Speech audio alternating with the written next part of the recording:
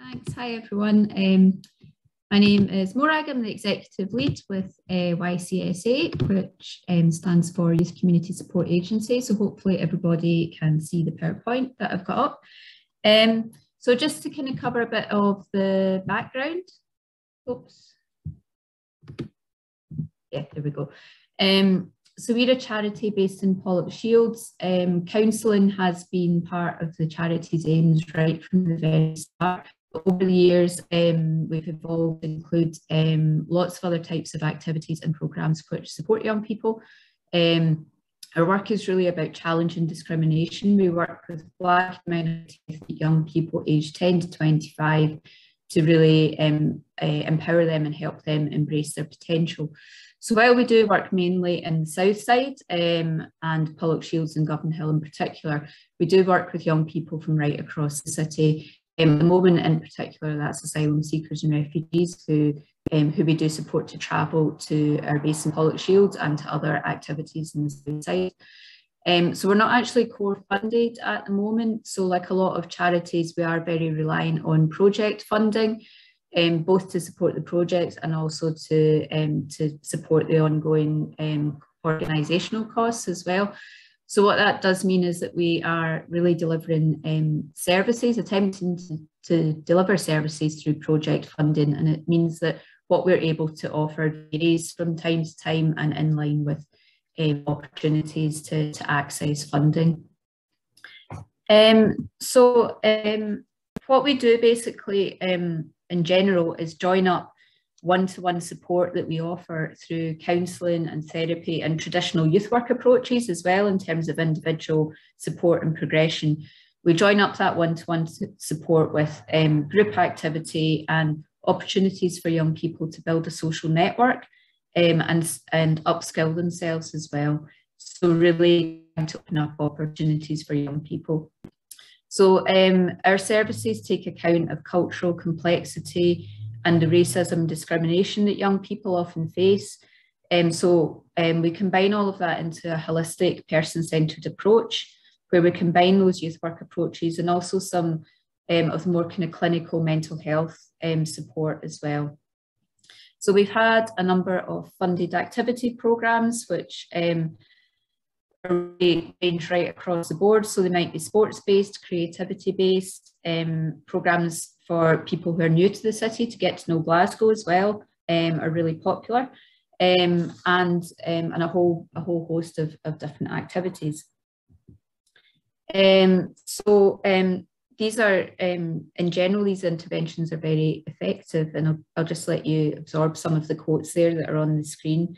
So programmes that we have had running in the past year include working with young people to develop skills, awareness and leadership in carbon reduction around climate awareness, ESOL conversation classes and one-to-one support, and street work with young people engaged in or at risk of being drawn into antisocial behaviour and drug use. So the element of one-to-one support and mental health support is very much kind of grounded within the context of a lot of the other needs and interests that young people have in their lives. Those types of more general activities support or integrate with the support that we offer through counselling and therapy. And you can see some of the responses that we've had from not just young people, but parents and teachers and other people around them on those quotes there. So our current programmes involve supporting asylum seekers and refugees at risk of homelessness with one-to-one support, crisis intervention and activity to develop their own social network and to meet people. We're finding, and I'm sure anyone else working in this particular field will also find this, that young people, in particular those aged 18 to 25, asylum seekers and refugees, are very, very isolated because quite often they will only have contact with professionals. They don't have an opportunity necessarily to meet other young people. So that programme is unfortunately currently full because it is in demand, but we are expecting or anticipating that we may be able to take referrals for that programme in the autumn.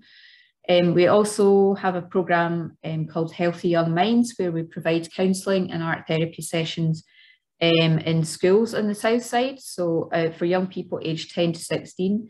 So that's through Bellahouston, Shawlands and Holyrood secondaries, and 3 of the feeder primary schools there as well. So if you're aware of any young people who may be on a waiting list for any of those services within the school, I know that obviously counselling is now accessible in schools, but we are finding, I think, that there's quite often waiting lists. The pastoral care teachers would potentially be able to refer those young people to our programmes as well. And then the other programme that we currently are running, which is open for referrals at the moment, is for asylum seekers and refugees aged 10 to 25. It's funded through the New Scots programme until the end of November. And what we're trying to do is pilot the effectiveness of art psychotherapy in a non-clinical setting, so in a youth work and community setting. And that service is for asylum seekers and refugees aged 10 to 25. We have staff in place who are trauma skilled and cover in a moment their sort of professional backgrounds, but obviously we are dealing with a cohort, a client group there who have experienced a very high level of trauma. And it seems so far, although art psychotherapy is not for everyone, and we allow young people the option of opting out as well as we introduce them to it, we are finding some really significant progress in young people, even within just a handful of sessions. It can have really quite a transformative impact for them.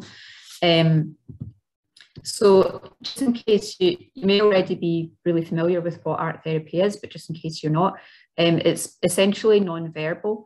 So it's not so much about focusing on art. It's not about young people being good at art or being naturally creative.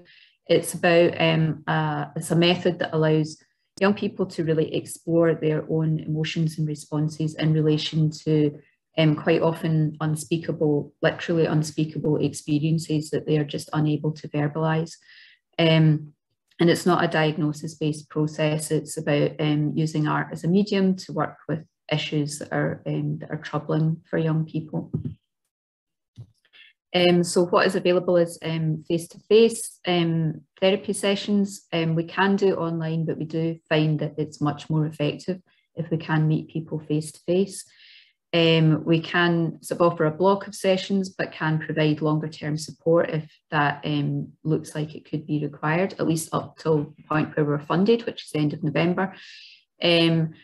And we can also offer interpretation as well, which is obviously really critical for a lot of young people. So when I say it's non-verbal, obviously we still have to contextualise the process, explain the process, and be able to communicate with young people throughout that process of using art to explore their emotions.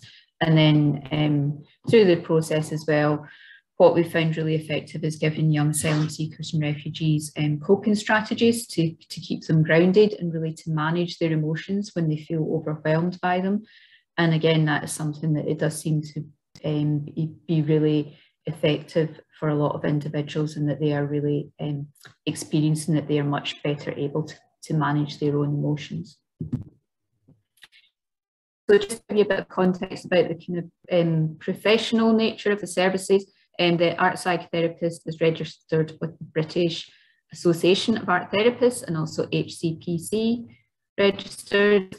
They themselves have clinical supervision on a weekly basis provided by a supervisor who has quite a significant level of experience in working on refugee programmes. All of our volunteers and staff are PVG checked, and we establish a client contract with all of our counselling and art therapy participants, where they understand the basis of the service, and we also outline to them how we would raise any safeguarding concerns with a third party and in what circumstances we would do that. So that's all set out very clearly at the beginning. And we also link the art therapy process into basically follow-on opportunities for young people to help them manage their own well-being. So that might be through mindfulness, yoga, walking, etc. And we're also finding that green space is really popular with young people, being able to learn where the green spaces are that they can access, and how they can use those really for to support their own mental health as well.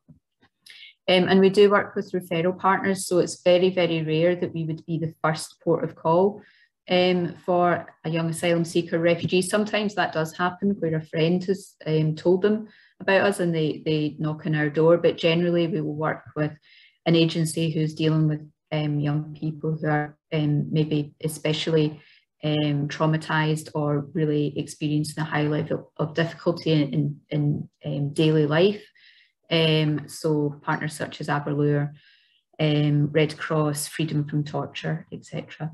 So the referral process is open for this programme. If you would like to contact us about that, please do. And also, I'm aware there's a real range of people on the call with a lot of different backgrounds, representing a lot of different organisations. If there's any sort of further discussion you'd like to have around partnership opportunities or just exploring any links between your agency and us, then please do get in touch.